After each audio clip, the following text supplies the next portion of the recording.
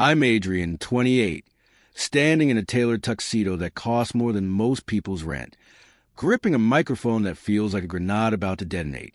6 months ago, my parents forced me into a marriage with Elise, a woman they called suitable to teach me my place. You've squandered your potential, Adrian. My father, Victor, had barked during a tense family dinner. Marrying someone from a modest background will ground you. They thought they were humbling me, tethering me to a life of quiet insignificance. Tonight, at their 35th anniversary gala in the grandest ballroom in Vienna, I'm about to unravel their carefully woven narrative. Growing up as Adrian von Stein meant living under a spotlight of privilege. Our family's Baroque mansion in Vienna's Innere was a testament to centuries-old wealth and modern ambition. My father, Victor von Stein, had expanded his grandfather's modest shipping company into Stein Maritime, a global logistics empire. My mother, Claudia, was the architect of our social dominance, orchestrating our rise among Europe's elite with the precision of a chess grandmaster. From the Bosendorfer piano in our drawing room to the crystal chandeliers illuminating our marble-floored salons, every detail of our home screamed power. By age 8, I was fluent in French and German, mastering table etiquette by 10, and navigating Vienna's complex social circles by 13. Posture, Adrian, Mother would murmur, her manicured hand adjusting my stance at charity balls. A von Stein never slouches. My wardrobe was a parade of bespoke suits, my study lined with leather-bound books, and my schedule packed with fencing lessons, art history tutors, and carefully curated volunteer appearances for society pages. My younger brother, Lucas, 5 years my junior, idolized me, mimicking my mannerisms and collecting my discarded cufflinks. "Teach me how to charm like you," he'd plead, trailing me through our estate. Mother's compliments were double-edged, praising me one day and Lucas the next, pitting us against each other in a silent rivalry. Mother's confidant, Margot von Kessler, was her enforcer, a hawk-eyed aristocrat whose family's banking fortune gave her license to police my behavior. Adrian, darling. She coo at galas, her tone dripping with judgment. "That young lady you were speaking with, her father's in trade, isn't he? How eclectic your tastes have become." Until I was 26, I played the part perfectly. Oxford degree, inset MBA, and a direct path to a corner office at Stein Maritime. I dated women from appropriate families, maintained the physique Mother deemed refined, and never questioned the von Stein legacy. Then I made the mistake of wanting something for myself. "I want to start a tech consultancy," I told Father, presenting a detailed business plan over cognac in his study. "There's a gap in the market for sustainable logistics software. I've identified a niche in Vienna's startup scene, and the financials are solid." He barely glanced at the document. "A consultancy, Adrian? We're in shipping, not tinkering with computers. Fund your little hobby if you must, but don't expect it to last." For 6 exhilarating months, Stein Tech thrived. Our sleek office in Vienna's tech district buzzed with coders, and our software for optimizing shipping routes gained traction with mid-sized firms. My business partner, Felix Braun, handled tech development while I focused on client acquisition. Then came the call from our accountant. "The accounts are drained, Mr. von Stein. Felix has vanished, and we owe 400,000 euros to vendors." The Vienna Courier splashed a scandal across its business section. Von Stein heirs startup implodes and fraud scheme. Mother society friends whisper behind champagne flutes at fundraisers. Father's associates offered pitying nods while exchanging knowing smirks. My parents' response was ruthless. "Your recklessness has humiliated us." Father roared at a family dinner. "Did you even vet this Braun character?" Mother's eyes were cold as ice. "You've tarnished the von Stein name, Adrian. Your father trusted you with our resources." Within weeks, they seized my penthouse, owned by Stein Maritime, froze my accounts, and confined me to a guest suite in our mansion. My Porsche was replaced with a battered Volkswagen, appropriate for someone learning fiscal responsibility, Mother declared. Every family event became a stage for my disgrace. Cousins' promotions were contrasted with my limitations. The Von Stein name had survived scandals before, Great Aunt Clara's art forger debacle, father's tax evasion rumors, but my failure was deemed unforgivable. I applied to tech firms and consultancies, only to find doors slammed shut by my family's influence. The confident Oxford graduate with dreams of innovation became a cautionary tale, a punchline at yacht club brunches. The intervention came on a rainy Tuesday in March.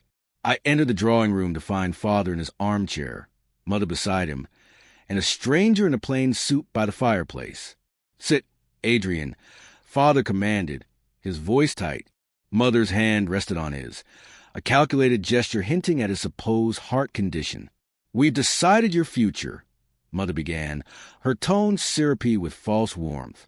"This situation, your aimless drifting, cannot continue. I've applied to 42 firms," I protested, counting the rejections, many from companies tied to Stein Maritime. "You've proven incapable of independence," mother cut in. "We've arranged a solution. Meet Elise Mahler, daughter of our family's accountant. She's agreed to marry you, despite your circumstances." The stranger stepped forward, a woman of average height, with unremarkable brown hair and a simple dress. "Elise," she said, offering a handshake I ignored. "This is absurd," I snapped. "I'm not marrying a stranger because of one business failure." "This isn't a discussion," mother said flatly. "Elise is respectable, from a modest background. You'll receive a small flat and an entry-level role at Stein Maritime. Refuse, and you leave this house with nothing, no name, no support." "If I walk away?" Father's jaw clenched. "You'll be cut off entirely. And my health can't handle more of your defiance," he added, mother's gaze heavy with blame. I fled to Lucas's room. My 23-year-old brother sat on his bed, fidgeting with a watch I'd given him. "They've been planning this for weeks," he confessed. "It's not just punishment, Adrian. It's about rewriting your story, a reckless son redeemed through a humble marriage." "Who is this Elise?" I demanded. Lucas shrugged. "Some analyst at a local firm. Dad's accountant says she's dependable, unflashy. Mom likes that she won't overshadow the Von Stein image." 3 days later, I met Elise at a mid-tier Viennese cafe. She arrived in a modest Fiat, wearing another plain dress. Her flat, a second-floor unit in a transitioning neighborhood, was furnished with IKEA basics and a small shelf of economics books. "I know this isn't ideal," she said, watching me scan her sparse living space. "But we could make it work." "Work," I echoed. "You're pitching a marriage like a business deal." She didn't flinch. "Would you rather I pretend it's love? We're both here for practical reasons." "And yours are—" I pressed. Her phone buzzed, and she excused herself to a small office, closing the door. Her voice, muffled but sharp, carried an authority I hadn't expected. Curiosity gnawed at me. Who was this woman, and why would she agree to this? The ceremony was a subdued affair in our estate's garden, a far cry from the lavish society weddings mother once planned for me. "Tasteful restraint," she called it, meaning a deliberate downgrade. My suit was off the rack, a stark contrast to my former bespoke wardrobe.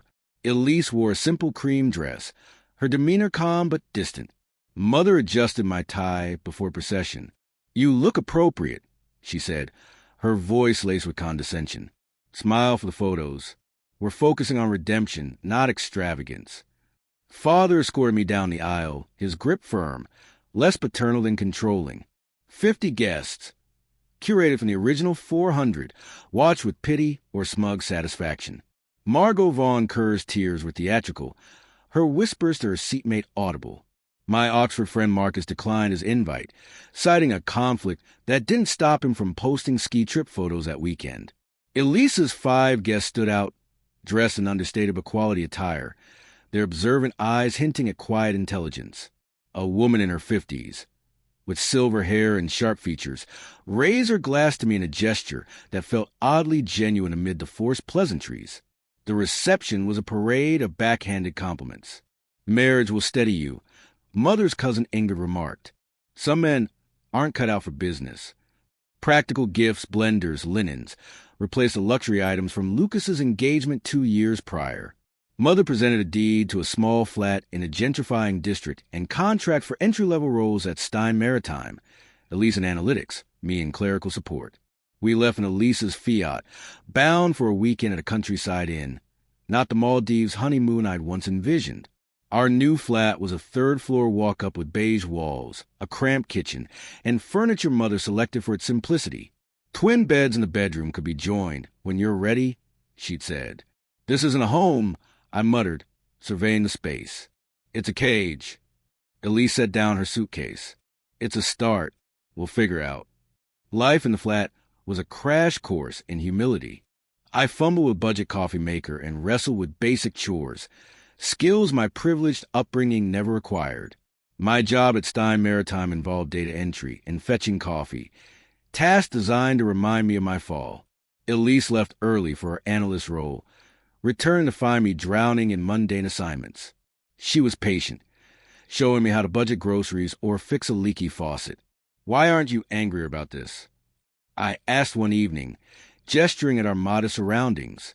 You're stuck with me in this dump. I've lived with less, she replied. And I chose this, Adrian. Nobody forced me. Her cryptic words lingered. Elise's weekend consulting meetings seemed excessive for a junior role, and her locked office housed late-night calls in a commanding tone. One night, unable to sleep after a humiliating day at work, I followed her voice to her office. The door, usually locked, was ajar. Inside was a setup that didn't match our modest life. Dual monitors displaying financial charts, a Bloomberg terminal, and shelves lined with advanced economics texts. Elise, in a crisp blazer, was mid-call. The Berlin deal closes tomorrow. Ensure the contracts are airtight. I'll handle the press release. Standard growth narrative. She turned, spotting me. You're not an analyst, I said, heart pounding. No, she admitted, in her call. I'm not. She handed me a business journal from 3 years prior, open to an article, The Shadow Titan, Helios Capital's enigmatic CEO. It described a private equity firm dominating European markets, led by a reclusive billionaire, Yem, who shunned publicity. I'm Elise Muller, she said, CEO of Helios Capital. Net worth, roughly 5.1 billion euros. My mind reeled. Helios was a legend in finance circles, its leader a ghost. Why marry me? Why live like this? I value anonymity, she explained. I grew up in a small town outside Munich, working class. Scholarships got me through university. I built Helios from scratch. Wealth distorts relationships. Everyone wants something. Living modestly keeps me grounded. Your family's accountant approached me about this marriage. I saw a chance to observe Stein Maritime up close before a potential acquisition. So I was a pawn? I asked, anger rising. At first, she admitted. But I saw your resilience, Adrian. Your failure wasn't incompetence. It was a sabotage. She pulled up documents showing Felix Braun's history of fraud under aliases, bank records linking Mother's charitable foundation to his accounts, and emails from Father's associate Carl Fisher orchestrating the scheme. Your mother funded Felix to ensure your startup's collapse, Elise said. It was about control. Your independence threatened their narrative. The betrayal hit like a physical blow. Why not tell me sooner? You needed to rebuild your confidence first, she said softly. Knowledge without power is just pain. Now, what do you want? Justice? Freedom? Something else? I want truth, I said, and I want my life back, on my terms. Elise nodded. Then let's make it happen. The Von Stein 35th Anniversary Gala was the perfect stage, held at the Hofburg Palace. It was a glittering display of their legacy. Mother had curated every detail. White roses, crystal centerpieces, and a string quartet playing Schubert. Elise and I arrived late in her hidden Maserati, my bold navy suit and her emerald gown turning heads among the predictable black tie attire. Mother greeted us, her smile tight. Adrian, Elise, how vibrant you look. Father's eyes narrowed at Elise's understated elegance. Your analyst salary must stretch further than I thought. We manage, Elise replied, her tone laced with irony. We navigated the room, Elise introducing me to colleagues who were Helios executives. Their respect for me, a supposed clerical worker, confused Mother's allies. I spotted Felix Braun, my former partner, chatting with Mother, a deliberate move to unsettle me. Instead, I approached them. "Felix, a pleasure," I said, my voice steady.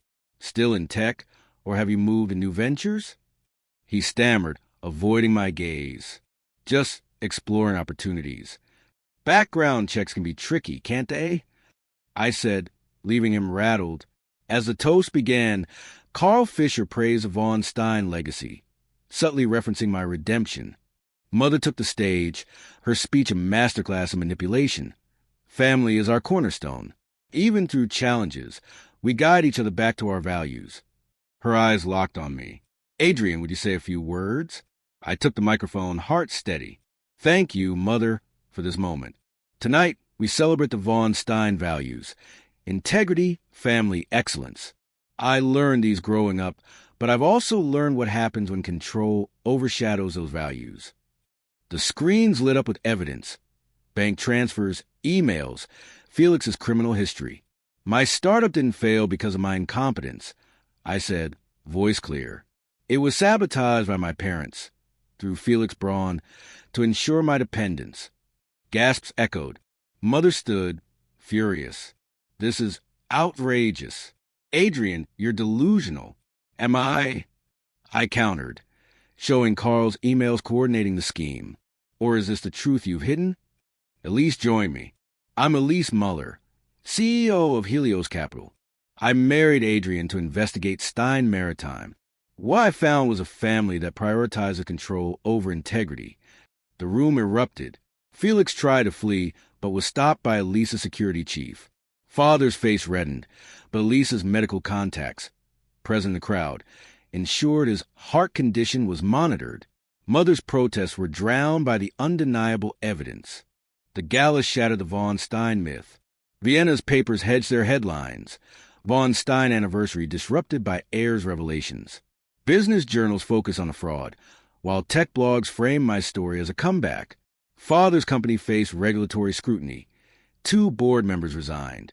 Mother's social standing crumbled, with charity boards distancing themselves. Lucas met me at a cafe days later, shaken but resolute. "Mother's a wreck," he said. "Father's holed up with lawyers." I overheard Carl admitting to the payments. "I want out, Adrian." With Elisa's help, we secured Lucas a flat and a role at a green energy startup, his true passion.